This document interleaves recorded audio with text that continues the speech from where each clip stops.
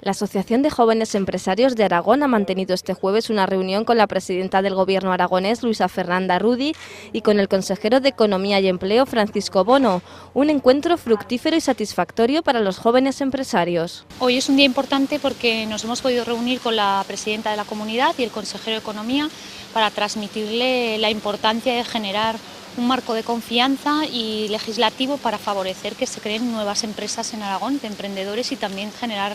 empleo, que es lo que estamos buscando. Sobre todo las nuevas empresas tienen que ser empresas que tengan posibilidad de vivir durante muchos años, que se consoliden a futuro, que crean en la innovación y que los emprendedores que se pongan al frente de ellas tengan una cultura empresarial que los fortalezca. La asociación ha transmitido a la presidenta y al consejero su necesidad de financiación. No queremos subvenciones, queremos facilitar el préstamo a las empresas, que un euro que nos presten lo devolvamos, pero que ese euro llegue para poder iniciar negocios, y muchas otras medidas que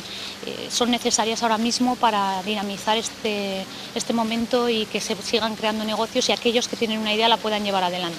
Además, AGE ha comunicado a ambos la necesidad de un cambio en la percepción social del empresario. Quizás lo más importante es transmitir a la sociedad la ilusión y la pasión que tenemos por crear compañías, crear empleo, y en un momento de complejidad como hay en la sociedad, tratar de dar un mensaje que es positivo, que de todas las crisis que hemos sufrido a lo largo de los últimos años se han salido y de esta se saldrá igual, que hace falta esfuerzo, hace falta voluntad y hace falta ese punto de pasión para superar las adversidades. Bono ha ofrecido su apoyo en la idea de mejorar la imagen del empresario en la sociedad aragonesa y también en los proyectos de internacionalización y de desarrollo de los emprendedores en toda la comunidad.